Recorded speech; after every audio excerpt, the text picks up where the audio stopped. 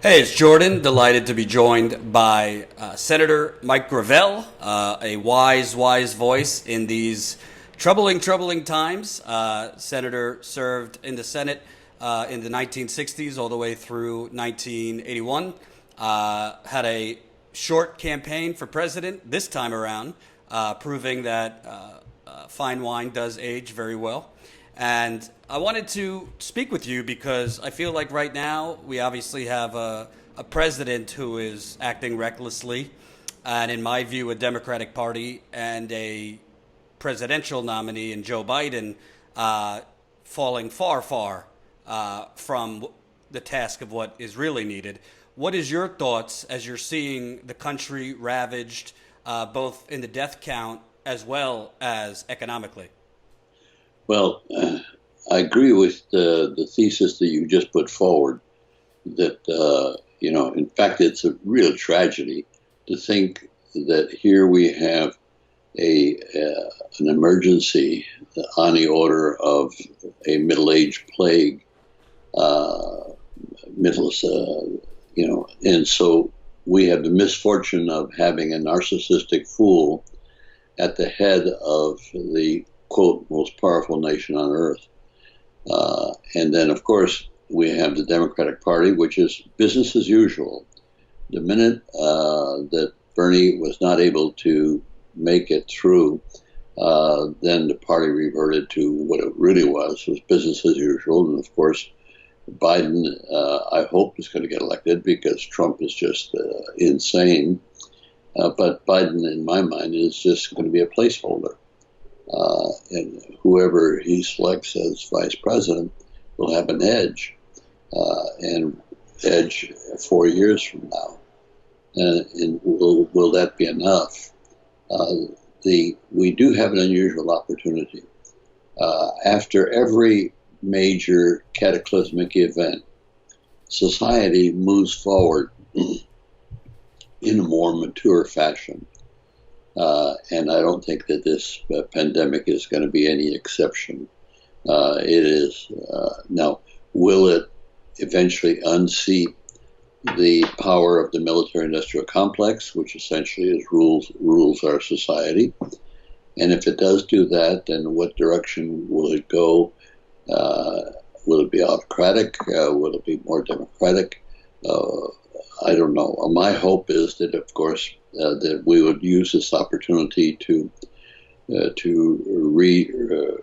reorganize the United Nations into a true democracy, global democracy, by federating the countries so that they cede their war-making powers and their economic powers to a greater authority, which would be a world United Nations, and address the problem in the Security Council, where it just protects the victors of the last war. And it can be really where you take the General Assembly and organize it into federated states, take the Security Council as the executive arm of the General Assembly, without veto powers, but with the necessary powers on the Security Council to guarantee that solutions will be in the best interest of the peoples of the world. So that's sort of my take and hope in this regard. Is it going to be sufficient? I don't know. I'll be turning 90 next week, and so I doubt that I'll live to see the outcome of that. But Gordon, you will. You will.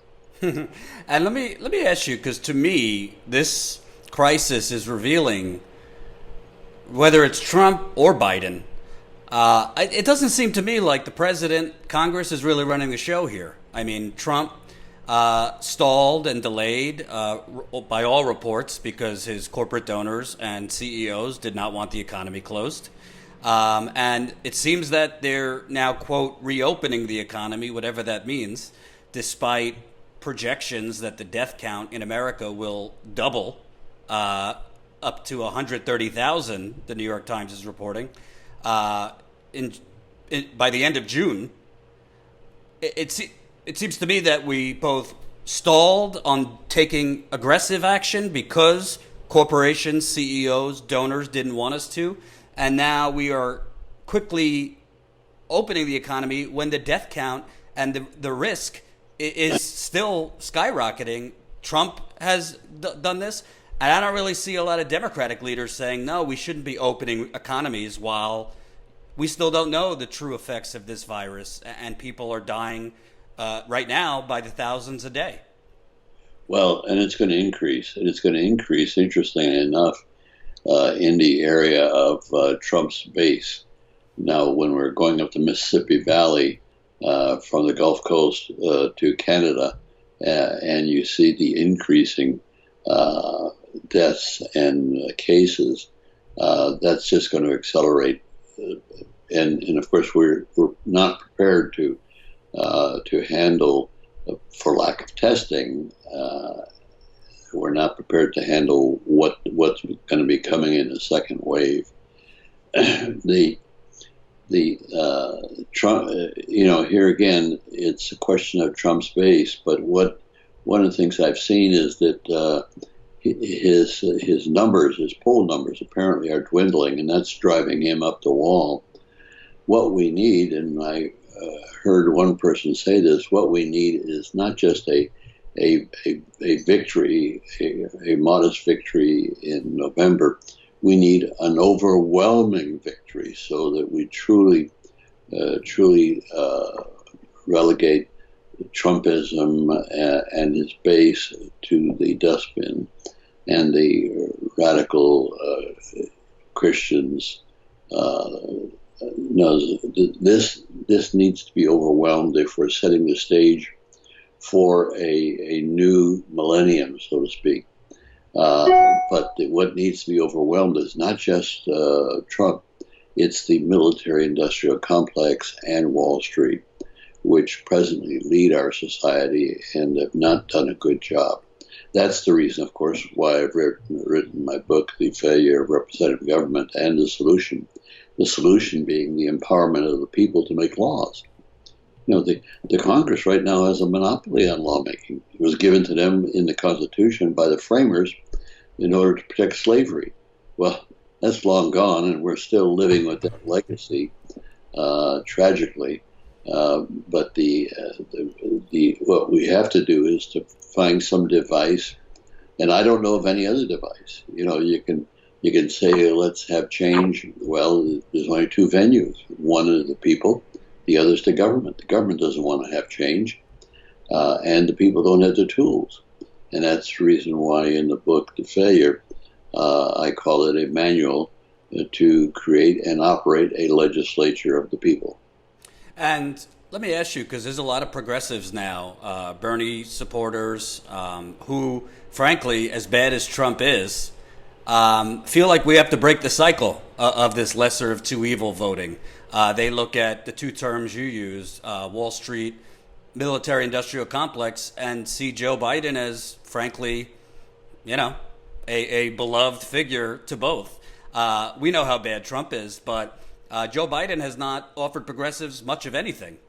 So why do you think people need to hold their nose and vote for Biden when Biden pretty much will carry the ball forward for the military-industrial complex as well as Wall Street? Yes, he will. And Trump is such a disaster globally. Now, Biden will be a disaster, but it will be a disaster in an effort to maintain the status quo. No, Biden will be a placeholder. He's not going to do anything great. He won't do any serious damage like Trump with our foreign trade and our foreign policy and our America First deal. The effort will be to integrate the United States back into a world position. Now, what they want is the United States as a world leader. Well, that's not going to happen. The restructuring, the people have become wise about the excesses of the U.S. with its sanctioning, about the fact that it serves its interest first.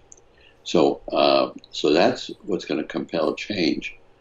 My fear is that after we get rid of the pandemic, of course, we'll always have the threat of future pandemics, and I think we'll handle that a lot better the next time around. But my fear is that at the end of this exercise, the middle class will be decimated, and a great deal of expansion of the poor, and the elites will be as rich or richer than they are right now, which leaves them with the money to control society, and so that gives them an edge going into a solution period. I'm painting a very sad picture, but that doesn't mean it has to be realized. If we can turn around and the general public recognizes that the Democratic Party is not a proper alternative to Trumpism and the crazies, then that would open up possibilities. I hope the possibility is, for me, is lawmaking. Laws are the central core of civilization, the central core of governance. And so if we need to make a fundamental change, we need to make people lawmakers so that they, in a deliberative fashion now, in a very deliberative fashion, so that they can propose legislation and enact it into law. That, I view, as the solution. But the chances of this happening are somewhat remote right now.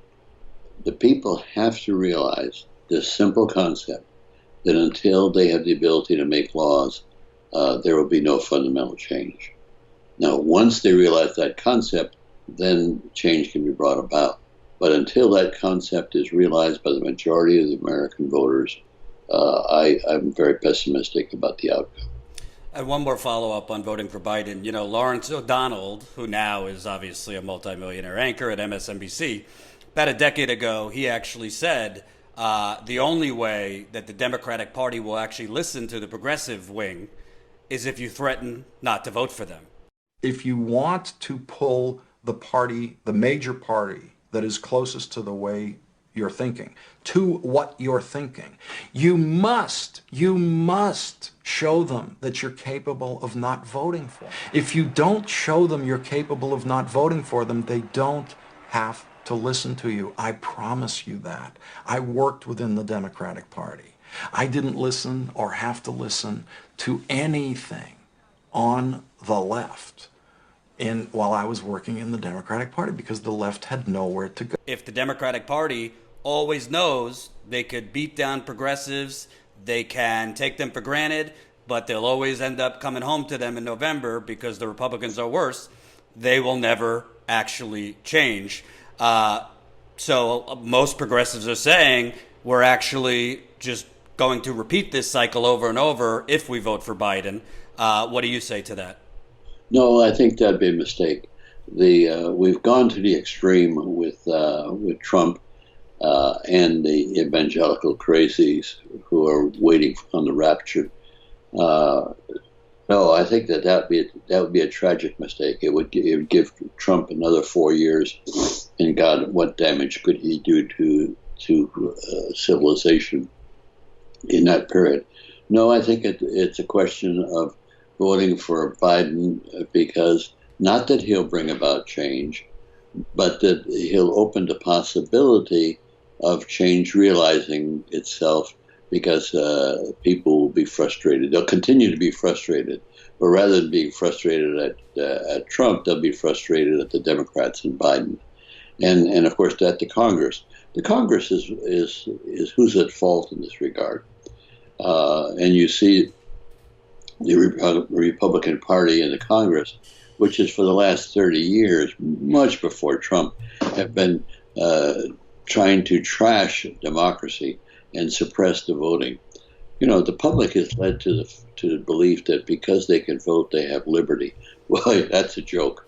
That's not what's happening. I'll give you an example. It's looking at China.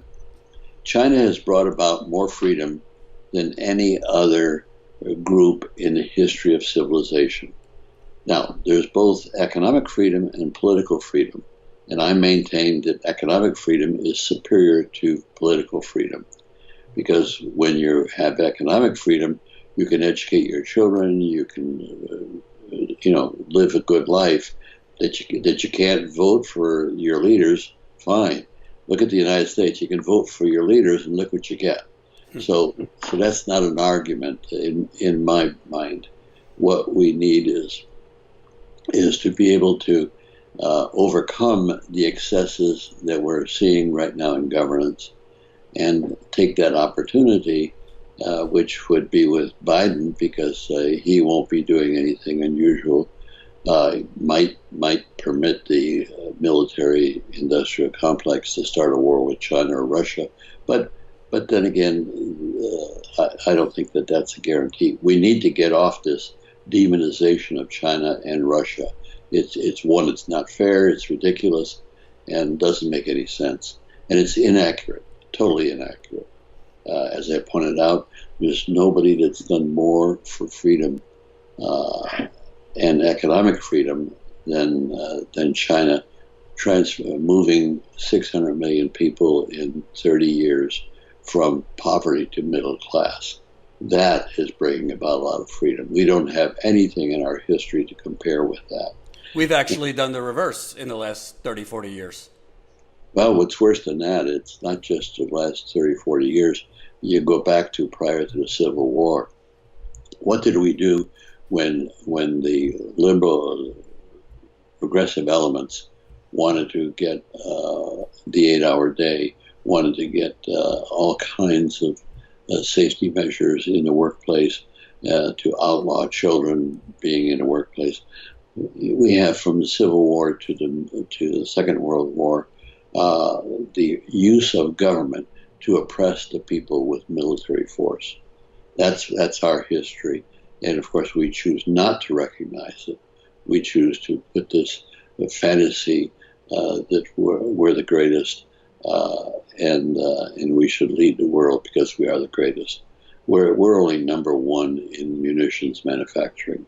And if you really want to get a view as to who's the threat in the world today, it's who's manufacturing most weapons of destruction and murderous weapons at that.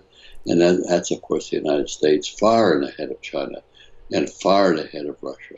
So that's the overview, if you want to take a sobering look at it, that the American people should take a sobering look at it and not go through this period of fantasy where we can go ahead and have a higher standard of living because we have the currency, the reserve currency of the world. That is certainly will end after this pandemic. Will it then realize itself into an improvement in human governance? That remains to be seen. My hope is that my book will catch fire and become viral, and that people will begin to discuss the fact that, well, can we make laws? Why should the Congress have this monopoly? So if we can get that discussion going, just get the discussion going, I think we'll be able to address this problem in the next 20, 30 years. And I wanted to ask you about the progressive movement at this point. Obviously, you endorsed Bernie Sanders. I would imagine Bernie's a little tired after 5 years of running for office and barnstorming the country. But he has, chosen a different tact than a lot of progressives would like. He dropped out, fairly early in the process in March. He is now kind of being very diplomatic with the Biden campaign, has done some joint live streams with him, is urging his voters to vote for him, and most importantly, has not really been utilizing his army, shall you say, his vast email list to lead the charge for things like a rent strike right now, which is a huge appetite for, a moratorium on mortgages, those kind of things. He has spoke positively about those things, that they should happen, but he isn't really leading the charge like he did, let's say, against Jeff Bezos to get Amazon to raise the minimum wage. What do you think about Bernie's leadership right now? Should he be leading more? And what should the progressive movement do? Because if there was ever a time, Senator Gravel, for a general strike or a rent strike or something like that, it seems now would be the time. Well, yes and no. Keep in mind the police power is still in the hands of the elites. And so if you go ahead and start doing a lot of striking, it's going to harken back to the 30s and the 20s, where there was economic suppression of people wanting fundamental rights. And so I think what you'll do is you'll instill a lot of violence, and won't have the result that you want, because the elites will have the military, the elites will have the money to control society, and so many in the middle class will be pushed into poverty. And so I don't see that as a solution. With respect to Bernie, I think the only thing that he could do is what he has done, and that is to retreat into his senatorial position, where he can introduce legislation. Not only talk about these issues, but then turn around and write the legislation to bring many of these issues about. Now, whether that legislation will pass, he has no control over that, as we just saw in the campaign. He was surging ahead, and then all of a sudden, Claiborne anoints Joe Biden, and the entire Democratic constituency changes overnight without any campaign. Let me give you the example of Massachusetts. On Super Tuesday, Biden carried Massachusetts. Biden did not have an office in Massachusetts, did not have any ads, did not campaign at all, and all of a sudden Massachusetts, a nice liberal progressive state, goes for Biden overnight. This was an interesting phenomenon, and I think that Bernie really saw the phenomena and lived it, and there's not much he can do about it. Now, he can exhort his people on issues and support downstream people like Ocasio, but that's about all he can do, and he can do that very well. Now, my hope is that he would then, and he is building an organization, transferring his organization from a campaign organization to an issue realizing organization. And so he's doing that. So he's doing the best he can with the tools that he has at his disposal. And I just applaud him for that. And so what had he continued to run, he would have appeared ridiculous and would have hurt the progressive movement by acceding to the will of the people as expressed in the Super Tuesday and subsequent elections. He just bowed to the reality of the situation, and that's what we're all faced with, the reality of the situation, where the progressives do not have enough power to be able to realize their goals, and for them to turn violent against a police state, which is what the United States is, and it would realize. Remember what happened to the Wall Street kids? You know, they were really got a lot of press. They didn't have a plan of realizing their goals. I tried to speak to several of the groups and point out to them that what they have to do is to empower themselves to make laws, not just go out and make statements about things they want to have happen. That doesn't advance anything. All it does is scare the elites, and they clamp down. And as you saw in one day, worldwide, the military clamped down on all of these protesting kids in their various encampments, and they were just all wiped out, just like that. Let me ask you, because I would disagree, just in that when you look at France, for example, and their yellow vest movement, I'm not saying let's get violent. I believe in civil disobedience, but that organized striking pretty quickly got President Macron to the table for real things, real concessions to the workers. I think the only difference between us and a European country like that is people are deathly afraid in America to strike or do any form of long-term protest because they'll lose their health care, where that's part of citizenship in Europe. But over 30 million people are losing their health care, and there's going to be probably tens of millions more, because millions more are going to lose their jobs, which are connected to health insurance. So I understand your point. You obviously know history better than I about the police state. But if this were an economic strike of rents, mortgages, utilities, worker solidarity, ordering less from things like Amazon, I think the elites only care and only respond if their wallets are affected. Am I wrong? No, but you're not right either, because the elites, just look at the history. They've always enriched themselves. And I'm not talking about just the last 30, 40, 50 years. I'm talking about since the creation of our government. It was always in control of elites. That's what the Constitution is about. It was written by elites for elites. And the people were kept out of the process because the people threatened the property of elites, which was, of course, slaves in many regards. And so no, I am not as optimistic that, and France has got a history of taking to the streets. This is not a unique situation with Macron, and Macron is a very accommodating kind of guy, and so he'll make concessions as the elites make concessions, but the concessions never are far enough to alter any fundamental. The key thing to a fundamental approach, and I like to use the example of give a man a fish and you feed him for a day, teach him how to fish and he can feed himself for life. Well, it's the same thing with lawmaking. I can work with you to help enact, let's say, rent control laws or to enact health care. Sure, you accomplish that and you become a spent bullet on anything else. But better still, I can work to make you a lawmaker. And then you can do all the things that you want with your ability to make laws. But that's not what exists today.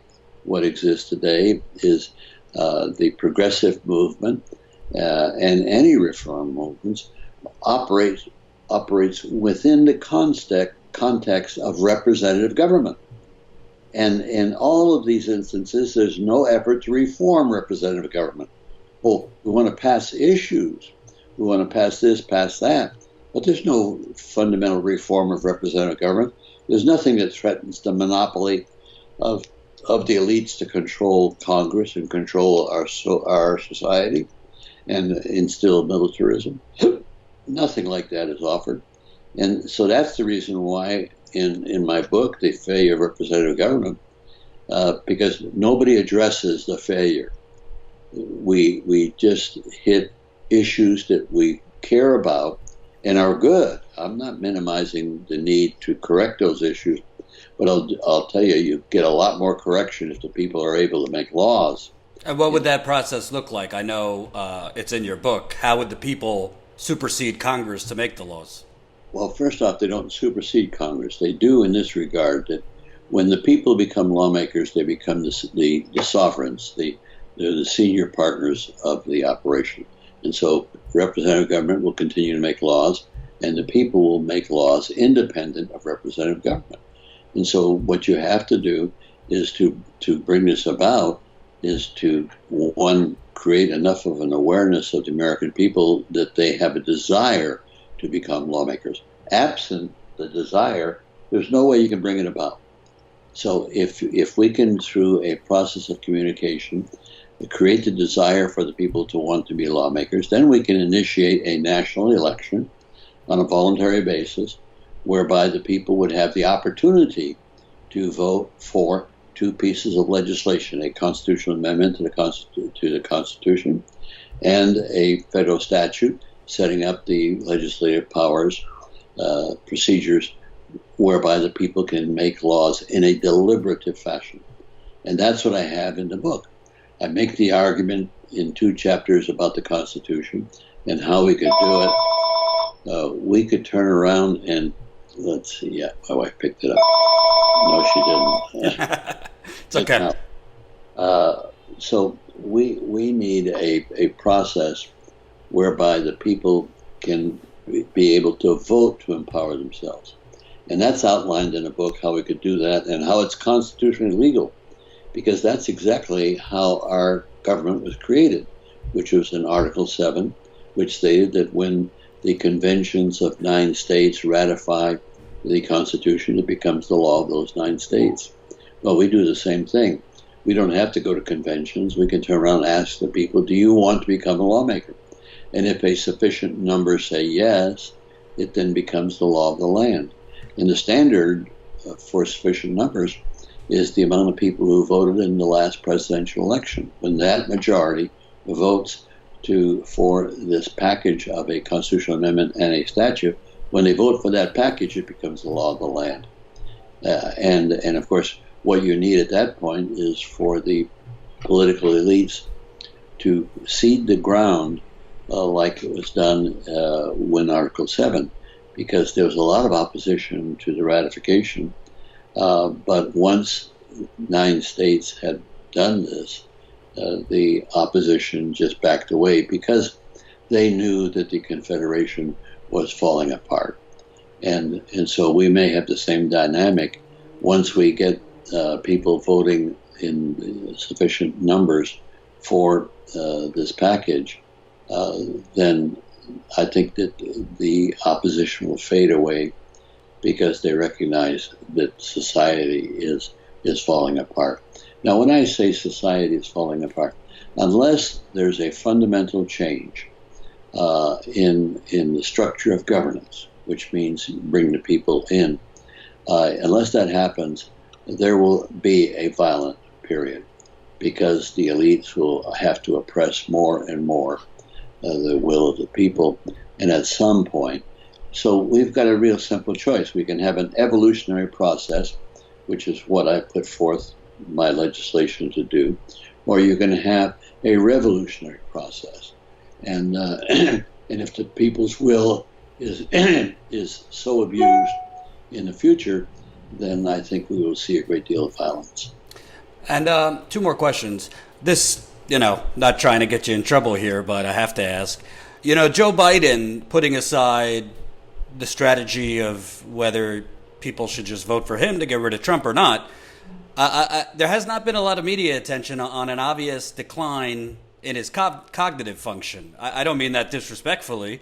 I don't wish anything poor on him, but he's had struggles. Bernie was a gentleman about it, didn't really go after him, but it seems to be obviously if the economy blows up, a paper bag might beat Trump. But it seems to be a liability against Trump, who still seems to have his wits. Biden's struggling to just get through basic interviews and sentences without real problems. Do you have concerns about that? And should the Democratic Party be looking at potentially replacing him if it continues like that? Well, first off, there's no vehicle for the Democratic Party to replace him. As long as he's there and can put 2 sentences together, he doesn't have to be a genius in that regard. Trump has the same cognitive problems. The media has focused on it a little bit, but Trump, when he disagrees with himself in 2 sentences, that's a cognitive problem. And so when you want to try to beat Biden with that problem, you got his opponent has the same problem. So I don't think that will wash. Biden will be there with sufficient cognitive awareness into the inauguration and as the president. We had Ronald Reagan, who was senile in his presidency, so this is not an unusual situation. The government will run itself. The problem with coming after Trump with the government, there needs to be so much to do and to handle and to bring about. And clearly, Joe, even on his best days, really won't be able to handle that adequately. Now, it depends on who he selects as his vice president. I'll tell you, I've heard this only once, but I think it would have great merit. if he could persuade Michelle Obama to be his vice president, then it would guarantee his election, and it would give you an intelligent force within the White House and a stabilizing force for Biden. But I have no great hopes that Biden will make any big changes. I have my fears that he will make mistakes with respect to Russia and China, which is what the military-industrial complex wants to have happen. The military, I mean, they're insane. You know, they're talking about the use of atomic bombs just like it was normal. You know, we can knock off 100 million people here and there. These people are just truly insane, and it passes for normalcy that these when Trump, when they were saying that, you know, with all these military types in his initial administration saying, well, these are the adults in the room. Well, I got to tell you, the adults in the room just are as dangerous or more so than the others. So that's my fear with respect to Trump, not Trump, but Biden getting elected. I'm resigned to the fact that we don't have an alternative at this point. Bernie was the alternative, and the American people rejected that. It's interesting, he was making the case, and the defense against Bernie's single-payer health care was, well, if you like your health program, you can keep it. Well, they're not keeping anything now, because as these companies just go down and they lose their jobs, they lose their health care. Mm-hmm. And it was a phony argument then, and it's a realistic argument now. But here again, the mainstream media did not support Bernie, set the stage for his decline, and so now we're stuck. But then again, you have to realize that mainstream media is controlled by Wall Street and the military-industrial complex and the elites. So little wonder that we can't get the progressives off the ground when the communication systems of the nation are all set against them. We're in a sad situation, and it took a little bit of time to get us here. But the design of representative government was what permitted us to get here. And that design is what has to change, and that change means bringing the people into the operation of government as legislators, the ability to make laws independent of representative government. And my last question, you, I believe, were born or lived as an early young kid around the time of the Great Depression. Am I right? Oh, God, yes. I was born in 1930. So there you go. What do you think? What do you think? Because the way I look at things is they're rushing economies to be reopened while we still have this deadly virus. There's certainly state after state, you're seeing photos and images of people packed like sardines without masks. There's a possibility we're going to have to redo this whole thing come the fall, where we're stay-at-home orders again with the coming increase in cases because of this premature reopening. Do you think there's any chance of us being back to where we were in the 1930s in a Great Depression?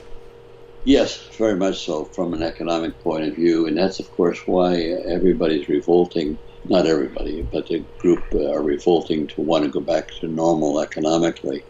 And essentially what they're saying is they're prepared to pay the price in deaths, scientific deaths.